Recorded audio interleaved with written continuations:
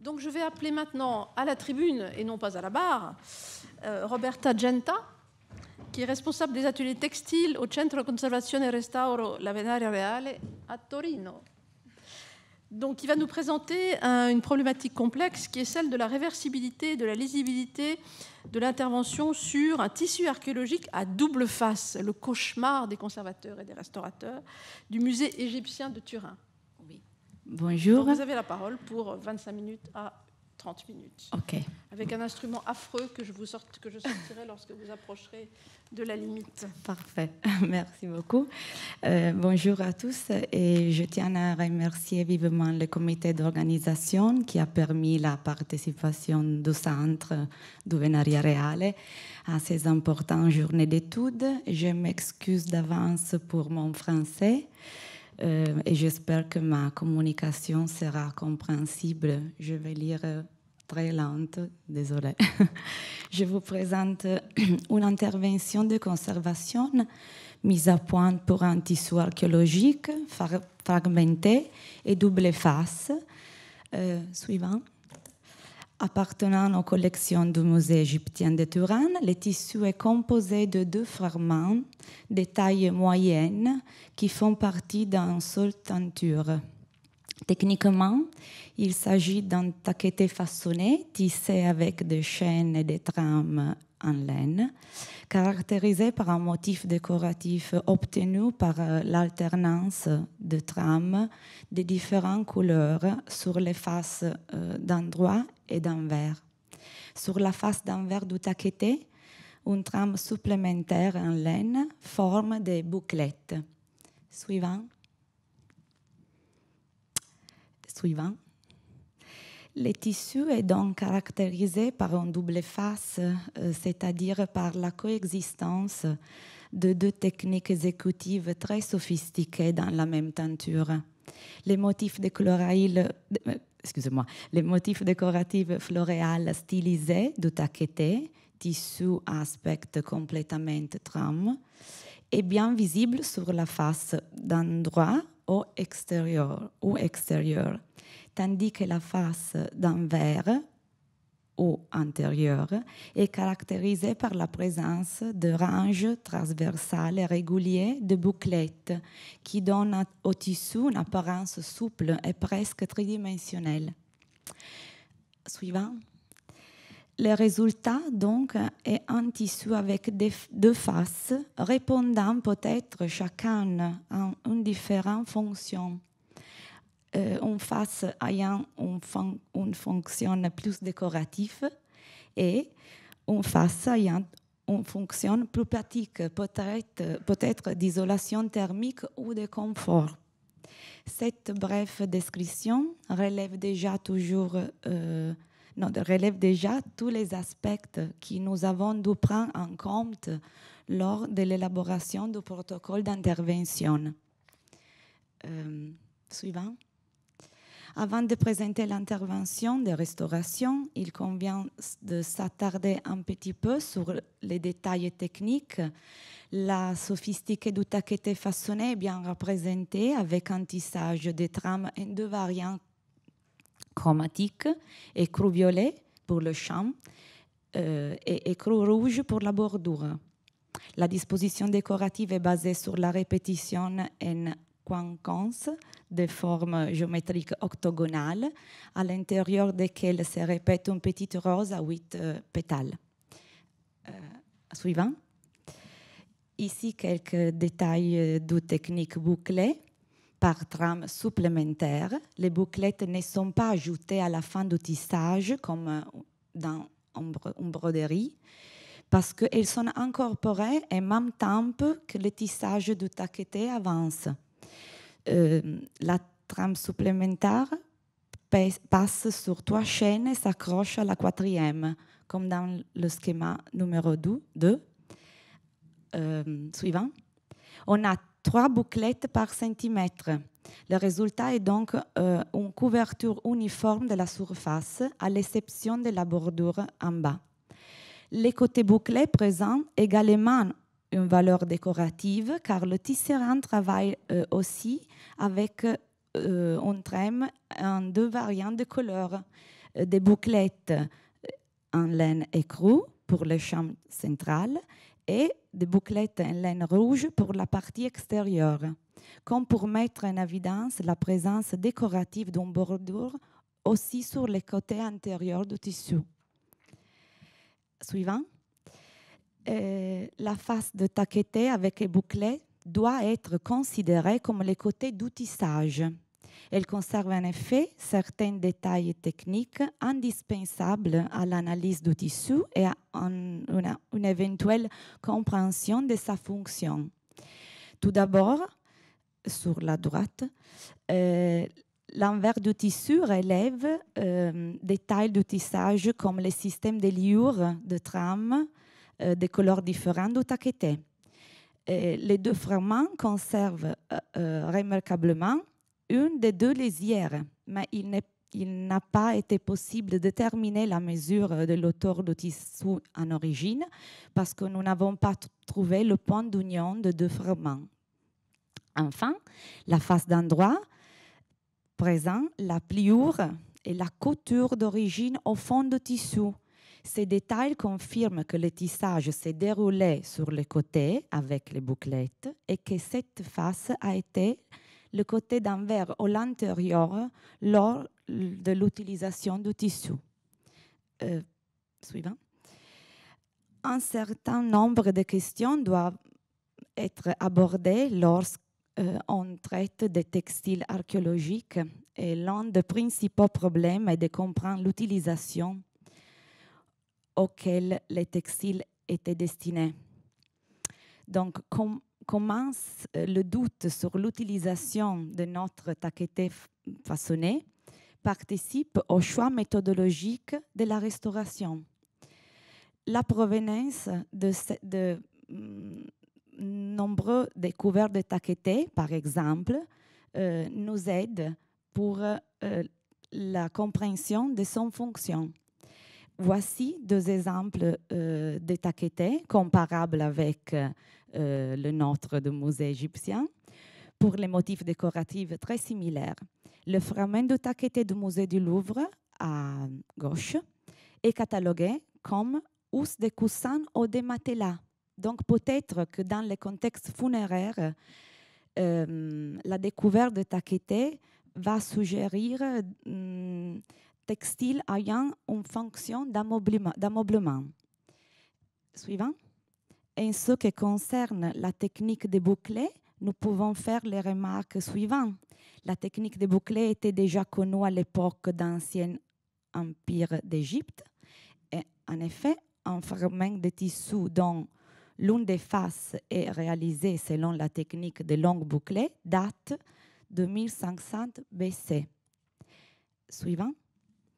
Cette technique s'est ensuite poursuivie pendant la période pharaonique et tout au long du Nouvel Empire. Témoignages de cette diffusion sont les objets textiles de la tombe de Ka. Il s'agit de textiles à fonction d'ameublement, housse de sièges, housse de coussins, literie. Longues trames de laine, pas laine, L'âne, ok, excusez-moi, annelés sont insérés dans le tissage, produisant un effet fortement tridimensionnel et désordonné, semblable à celui de la fourrure animale.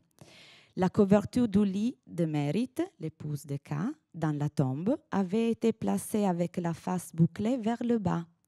Peut-être donc que les bouclettes servaient à la fois de rembourrage et d'isolation.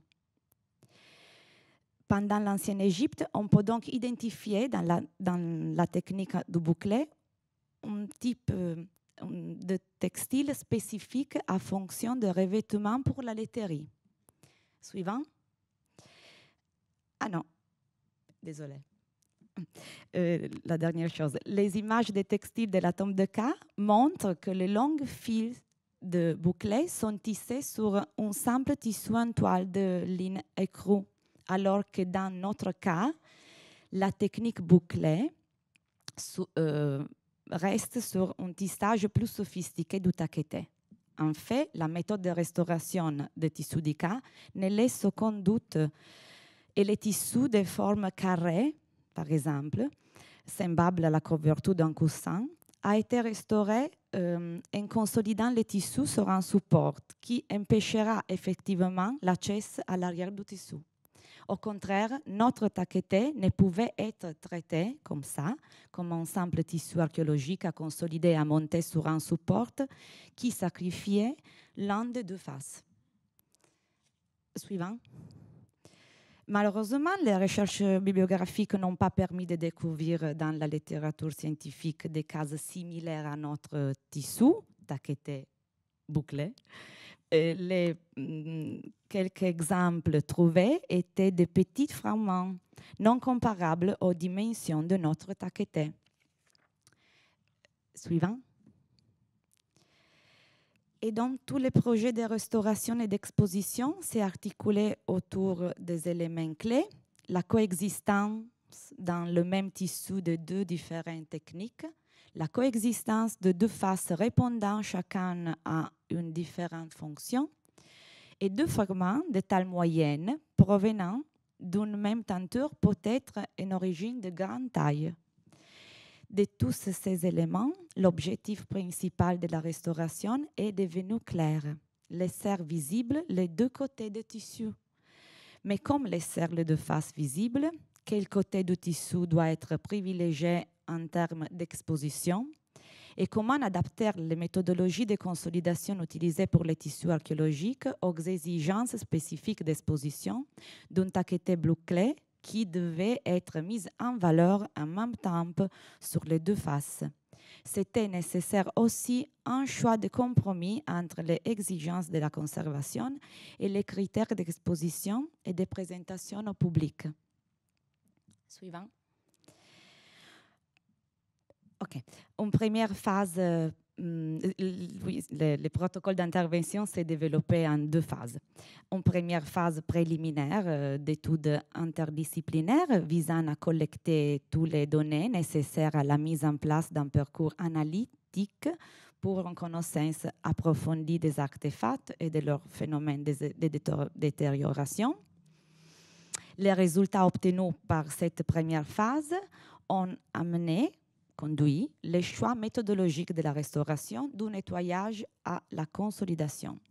Donc, une deuxième phase exécutive d'élaboration de la stratégie de conservation a été caractérisée par des phases calibrées en fonction du type de dégradation présent. Les critères à la base de la consolidation, la partie la plus importante, c'est celui de l'intervention minimale, entendu comme le choix critique des méthodes les moins invasives. Suivant. En ce qui concerne le constat d'état de fragments, de nombreuses dégradations étaient visibles. Déshydratation, séchesse, pulvérisation des fibres de laine avec la perte de nombreuses fibrilles, même lors d'une simple manipulation de tissu. Stabilité compromise par l'état fragmentaire, le périmètre déchiré, chaînes, trames brisées, filochés, etc., lacunes. Présence des plis et des déformations avec une perte d'orthogonalité du tissage, surtout sur le bord, et désordre et perte de volume des bouclettes. Suivant.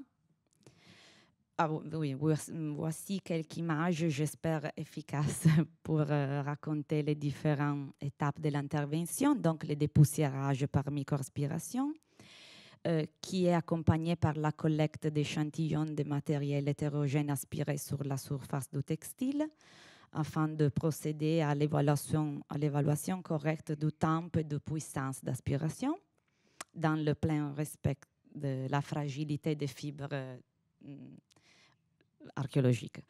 Le test de solidité des teintures avant le lavage est effectué afin de procéder en toute sécurité au nettoyage humide. Suivant. Le nettoyage humide dans une solution détergente et le séchage contrôlé. Dans le processus de restauration, le lavage a été le moment fondamental pour récupérer, même si ce n'est que partiellement, les caractéristiques de douceur, d'élasticité des fibres. On a laissé sécher les deux fragments à température ambiante en prenant soin de positionner tous les bords déchirés de manière orthogonale afin de corriger les plis et les déformations suivantes. Et ici, vous pouvez voir la résorption des déformations après lavage et après le séchage. Et nous avons obtenu un résultat satisfaisant. Encore suivant. Ici, vous pouvez voir un important pli transversal dû au mauvais stockage qui a été corrigé après le lavage. Et de plus, les terminaisons des bouclettes ont été ordonnées dans le sens orthogonal après lavage. Donc, on retrouvait leur aspect un peu plus volumineux. Suivant.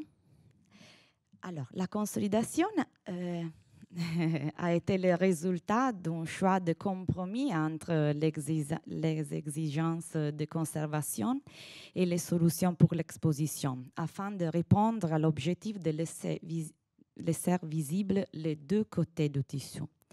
Le système de consolidation consiste en un tissu de support et matériel compatible neutre appliqué sur la face d'endroit du taqueté. Le support a été choisi en crêpeline de soie, un voile très légère et transparent. C'est très difficile. Okay. Ce support total, c'est-à-dire aussi grand que la surface du tissu qu'il doit soutenir, a servi de base à la stabilisation structurelle des zones fragilisées, mise en place à l'aide de différents points de couture.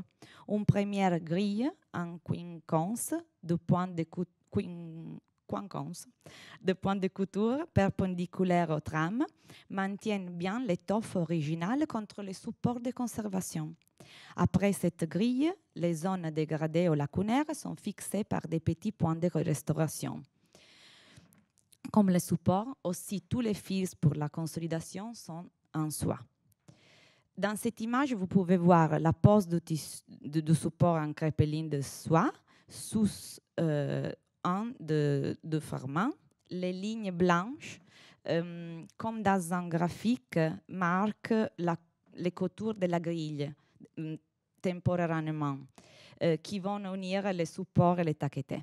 À droite, le matériel du support, la crêpeline de soie, très légère et spécialement teinte dans la couleur nécessaire. Suivant.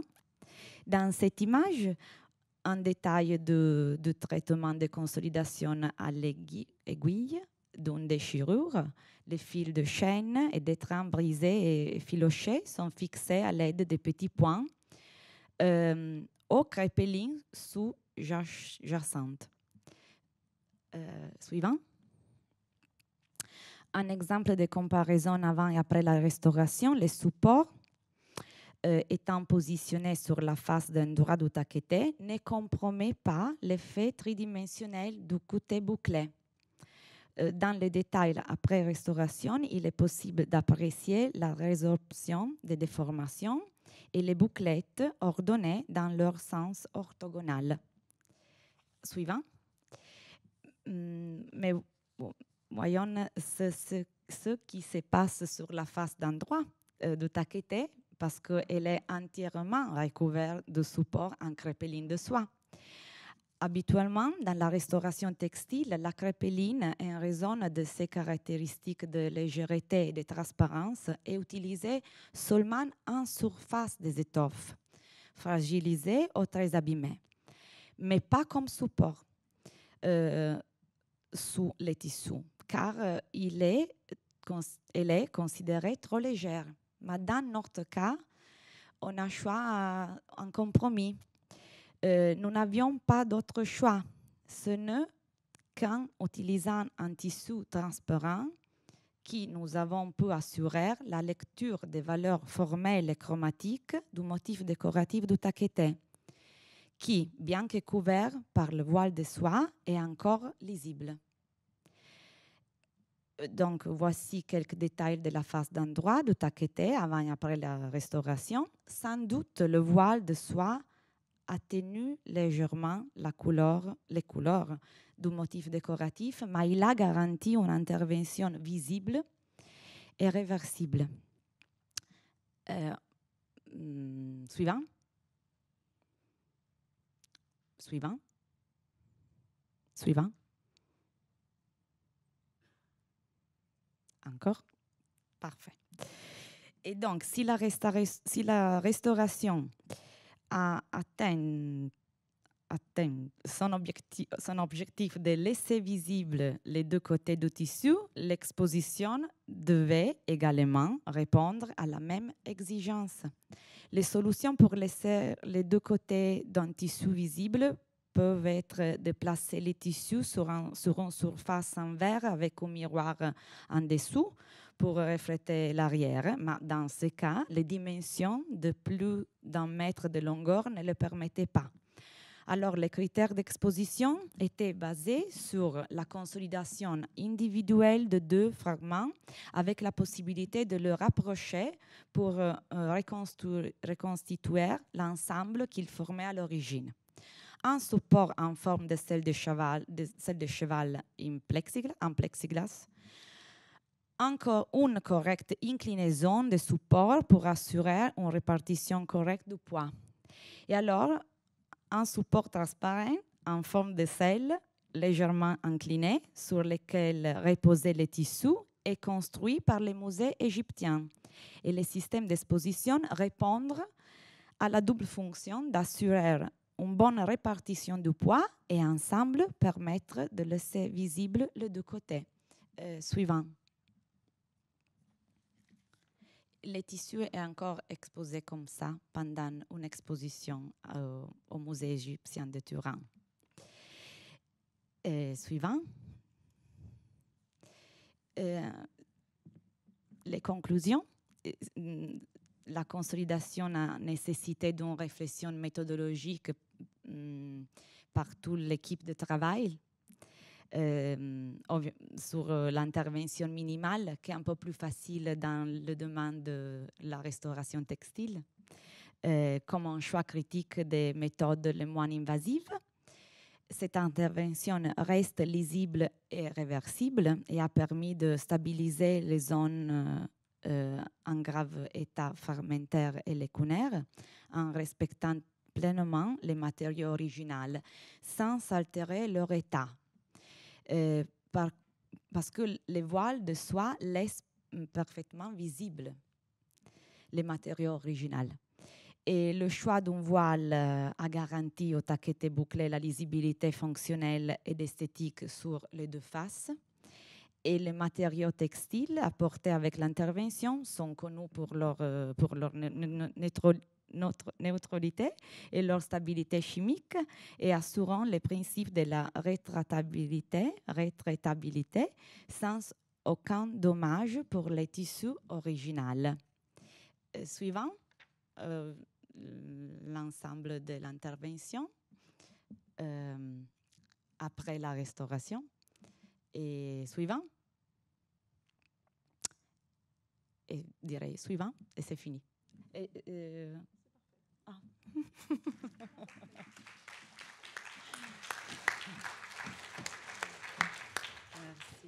Merci beaucoup. Je n'ai même pas eu besoin de sortir mon instrument de torture parce que vous avez fini avant le moment où j'allais le sortir. Donc merci beaucoup de cette intervention. Merci surtout d'avoir fait l'effort de faire cette présentation en français. Et rassurez-vous, c'était absolument parfait. Voilà, avec un charmant accent italien, mais c'était tout à fait compréhensible et c'est très très bien. Désolée. Donc merci beaucoup.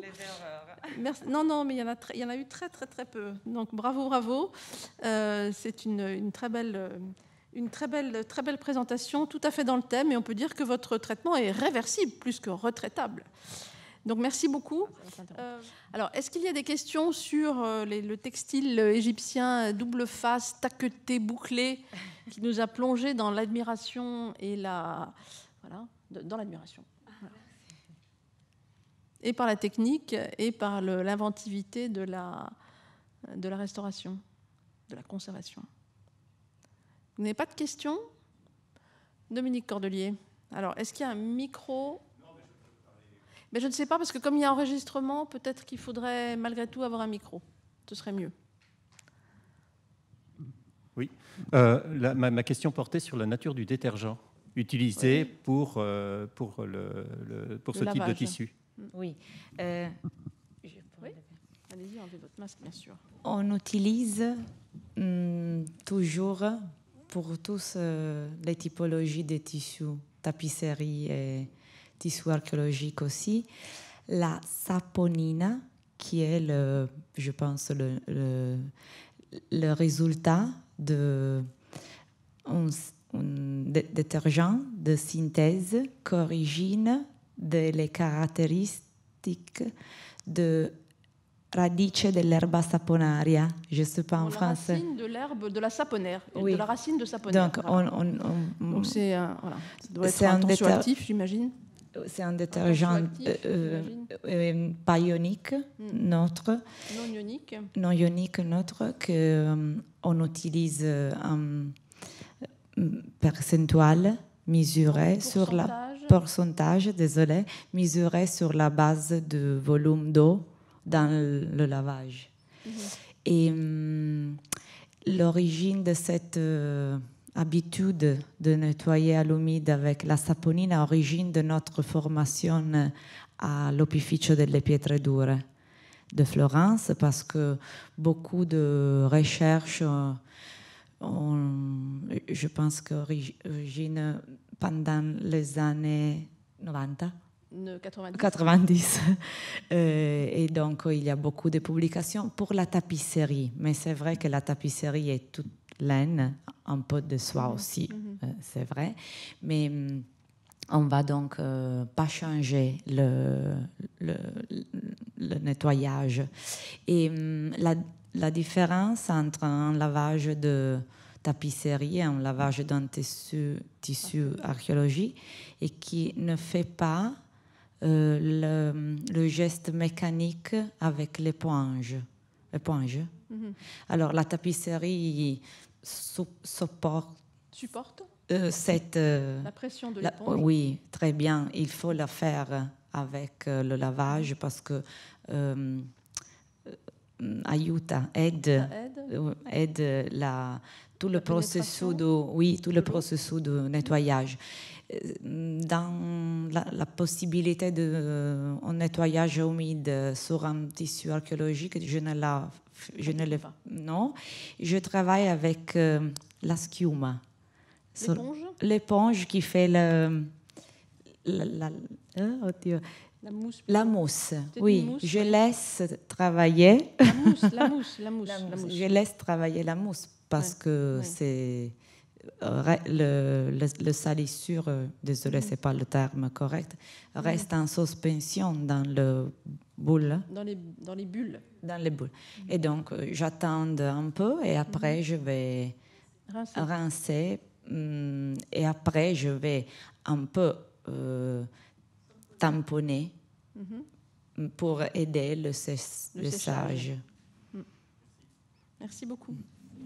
Est-ce qu'il y a d'autres questions? Moi, j'avais une petite question sur la présentation sur la selle de cheval, qui est intéressante parce que, si j'ai bien compris, en fait, il y a deux plans inclinés de chaque côté qui soutiennent donc le textile. Alors, je me pose quand même la question de la courbure. En haut, est-ce qu'il n'y a pas d'effet de tension à certains rayons de courbure? Non. Si ma question est claire. Pour l'instant, on n'a pas noté. Je vais surveiller l'exposition. Et on n'a pas noté de tension ni dans le tissu, ni dans mon point de restauration. Et c'est vrai qu'on ne peut pas penser de mettre le tissu en vertical parce que le support est trop léger. Alors, le support d'un tissu archéologique, c'est bien vertical, c'est une toile de ligne, mais pas en soie. Avec une toile de lin, mais pas avec une crêpeline. Non, la crêpeline, c'est trop léger. C'est trop léger. Le tissu doit avoir un certain poids. Le tissu lui-même a un Alors, certain on a poids. trouvé avec le musée égyptien, on collabore avec le régisseur du musée. On a trouvé cette solution et bon, j'espère que vous pouvez venir à Turin pour le voir. Pour observer. Merci. Bon, s'il n'y a pas d'autres questions, on va reprendre.